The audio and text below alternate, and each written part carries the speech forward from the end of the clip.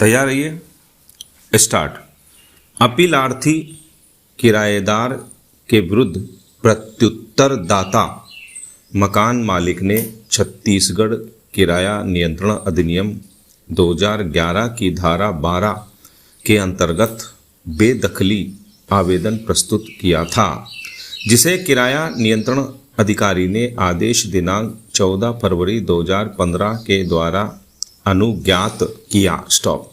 अपीलार्थी ने इस आदेश के विरुद्ध किराया नियंत्रण न्यायाधिकरण के समक्ष प्रथम अपील की, जिसे आक्षेपित आदेश दिनांक 1 दिसंबर 2015 के द्वारा न्यायाधिकरण ने निरस्त कर दिया और किराया नियंत्रण प्राधिकारी के आदेश का अनुमोदन कर दिया। स्टॉप। अतः अपीलार्थी ने अधिनियम की धारा 13(2) के अंतर्गत सीधे उच्चतम न्यायालय के समक्ष यह अपील प्रस्तुत की। स्टॉप। पैरा। छत्तीसगढ़ किराया अधिनियम 2011 की धारा 13 की उपधारा 2 के अंतर्गत किराया नियंत्रण न्यायाधिकरण के समक्ष अपील करने का निम्न प्रावधान किया गया है। किराया नियंत्रण न्यायाधिकरण के किसी आदेश के विरुद्ध अपील उच्चतम न्यायालय में होगी। स्टॉप। पैरा। अपीलार्थी के अपील पर सर्वप्रथम 18 अप्रैल 2016 को संबंधित पीठ ने अपील की पोषणीयता पर इस आधार पर संदेह व्यक्त किया कि क्या न्यायाधिकरण के निर्णय के विरुद्ध सीधे उच्चतम न्यायालय के समक्ष अपील प्रस्तुत की जा सकती है। स्टॉप। अतः संबंधित पक्षों को नोटिस जारी किया गया। स्टॉप। बहस के दौरान एडवोकेट जनरल छत्तीसगढ़ ने तर्क प्रस्तुत किया कि छत्तीसगढ़ किराया नियंत्रण अधिनियम 2011 को राष्ट्रपति की सहमति प्राप्त है। स्टॉप। इसलिए धारा 13(2) को भारत के संविधान के अनुच्छेद 138(2) और 200 का संरक्षण प्राप्त है। स्टॉप। इसलिए यह एक वैध विधि है। स्टॉप।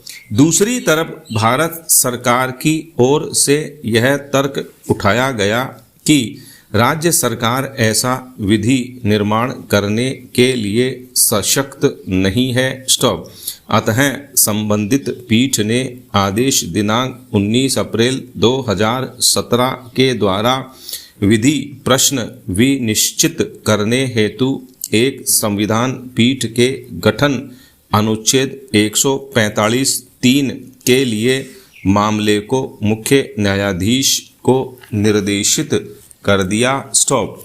तदनुसार यह मामला इस संविधान पीठ के द्वारा सुना और विनिश्चित किया गया। स्टॉप। संविधान पीठ के समक्ष विनिश्चय के लिए मुख्य प्रश्न यह था कि क्या छत्तीसगढ़ किराया नियंत्रण अधिनियम 2011 की धारा 13(2) का प्रावधान इसे अधिनियमित करने हेतु छत्तीसगढ़ राज्य सरकार की विधायी सक्षमता के अभाव के कारण अधिकारातीत अल्ट्रा वायर्स है। स्टॉप। पैरा। निर्णय 1।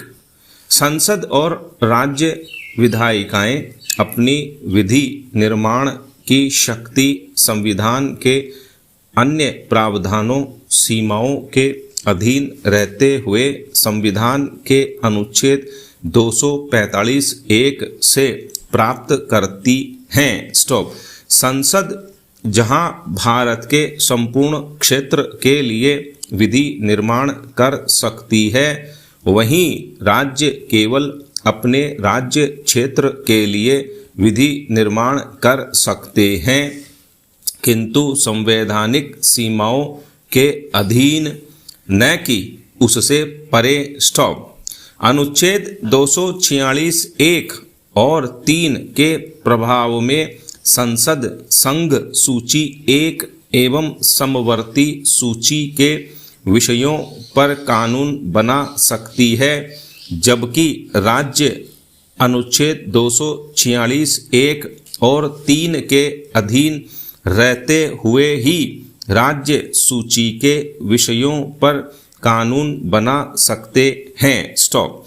इस प्रकार प्रश्नगत विषय संघ सूची के सूची 1 की प्रविष्टि 77, राज्य सूची की प्रविष्टि 8 और 65 तथा समवर्ती सूची की प्रविष्टि 6 से संबंधित है। स्टॉप। पैरा 2, संविधान के अनुच्छेद 124 के अंतर्गत उच्चतम न्यायालय की स्थापना की गई है और अनुच्छेद 131 से 145 के अंतर्गत इसकी शक्तियों एवं कृत्यों का उल्लेख किया गया है, किंतु संविधान में ऐसा कोई भी प्रावधान नहीं है जो किसी राज्य विधायिका द्वारा निर्मित किसी विधि के अधीन किसी न्यायाधिकरण के आदेश से सीधे उच्चतम